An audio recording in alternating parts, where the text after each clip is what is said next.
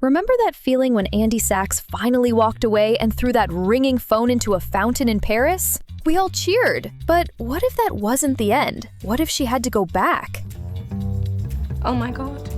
No, no, no!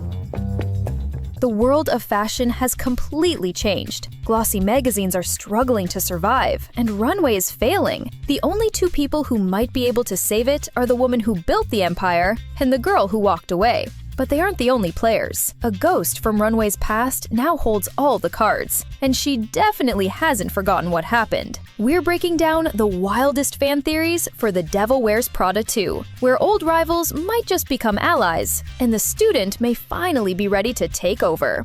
Section 1. The New World Order, a power shift. So, what's the setup for the sequel, which is hitting theaters on May 1st, 2026? Well, things are not looking good for Runway. The rise of influencers and digital media has shattered the foundations of traditional publishing, and not even Miranda Priestly is immune. To survive, she needs a massive injection of cash from advertisers. And this is where the whole game changes, because the person with the power to save or sink Runway is none other than Emily Charlton. Emily Charlton? Andy Sachs? Yes? Great. Human Resources certainly has an odd sense of humor. Follow me.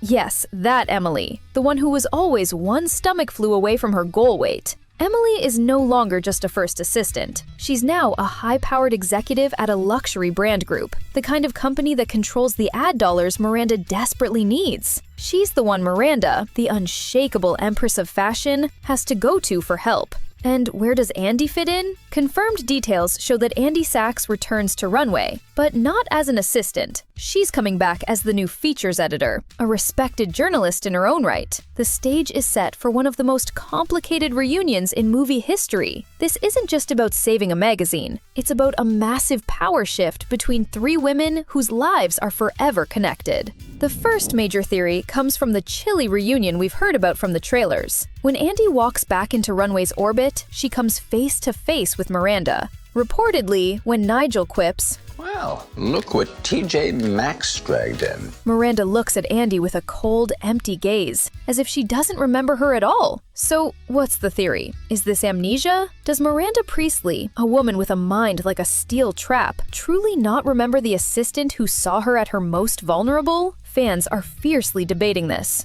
And the most popular theory is that this isn't memory loss. It's a calculated, brutal power move. Think about it. The last time they saw each other, Andy had the upper hand. She walked away, rejecting Miranda's world. That quiet smile Miranda gave from her car was a rare sign of respect, but it was also a sign of defeat. Now, years later, Andy is back, successful on her own terms, while Miranda is the one in a position of weakness. By pretending not to remember Andy, Miranda is psychologically resetting the board. She's sending a message that Andy's defiance meant nothing. She's stripping Andy of her power and reminding her, and everyone else in the room, that in Miranda's universe, you only matter when you're useful to her. As Stanley Tucci himself has said, it's beautifully ambiguous, leaving the audience to decide if she really remembers. This theory suggests their relationship won't be a warm reconciliation, but a new psychological chess match. They're showing a lot of florals right now, so I was thinking I could Florals? do a shoot. For spring. Groundbreaking. The main problem in the movie is keeping Runway alive. Miranda needs money, and Emily has it. This brings us to the second major theory, the unlikely and unwilling alliance. According to official plot details, the drama kicks off with Miranda having to reconnect with Emily to secure the funding that could save the magazine. This is where things get juicy. For years, Emily has lived with the grudge of being replaced for Paris Fashion Week, the loyal soldier who was cast aside. Now, the tables have completely turned. She has the power and the leverage she never had. She hates me, Nigel. And that's my problem because... Oh, wait, no, it's not my problem. The conflict isn't just a simple catfight. It's a high-stakes business negotiation layered with years of personal resentment. Andy's role here becomes that of a bridge, or maybe a mediator. She's one of the few people who understands both Miranda's genius and Emily's pain. This theory suggests that Andy, as the new features editor, will find herself stuck in the middle, trying to broker a peace treaty between her two former mentors. Can Miranda Priestly, a woman who has never had to ask for anything, humble herself enough to win Emily over? Can Emily let go of her grudge to save the institution she once loved? And can Andy navigate this minefield without getting caught in the explosion? This theory frames the film not as a simple rivalry, but as a complex three-woman drama. Now we're heading into the wild territory of pure fan speculation. This is the theory that one of them isn't there to save Runway, but to bury it. While the confirmed plot points to a rivalry over ad revenue, a much juicier, unconfirmed rumor has taken the internet by storm. This theory suggests that Emily isn't just a powerful executive, she's actively conspiring with her new billionaire boyfriend, said to be inspired by Jeff Bezos, to buy Runway out from under Miranda. In this version, Emily's grudge is the entire motivation. She wouldn't just be withholding ad money for leverage, she'd be trying to starve the company to make it cheap enough for a hostile takeover. There is no one that can do what I do, including her.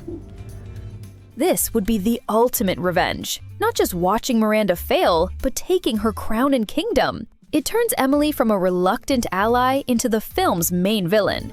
I don't care if she was gonna fire you or beat you with a red-hot poker. You should have said no! But what if the betrayal comes from an even more unexpected place? A popular side theory suggests Andy could be the one to make the final move. She returns, helps Miranda through the crisis, and learns all the new tricks of the trade. Then, at the last second, when Miranda is at her most vulnerable, Andy makes a play for the throne herself. She would be using Miranda's own playbook against her, proving she was the better student all along. This would be a truly tragic, full-circle moment, turning our hero into the new devil.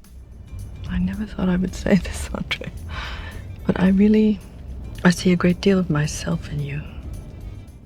So, what can we expect on May 1st, 2026? The battle for Runway is happening in a world where the old rules of print no longer apply. We have Miranda Priestly, an icon forced to adapt or become a relic. We have Emily Charlton, the once scorned assistant, now a queenmaker holding all the cards. And we have Andy Sachs, caught in the middle, armed with her knowledge of their world, but also the perspective of someone who escaped it. The story could be one of reconciliation, where three formidable women find a way to save the institution that shaped them. It could be a story of revenge, with Emily finally getting the payback she's craved for nearly 2 decades. Or, in the most shocking twist, it could be the story of a new devil taking the throne. The only thing that seems certain is that the power dynamics have fundamentally and irrevocably changed. But now I have to ask the final question. In a final showdown for the soul of Runway, who would you bet on? Miranda, Andy, or Emily? Let me know in the comments. And don't forget to like and subscribe for more deep dives into your favorite films.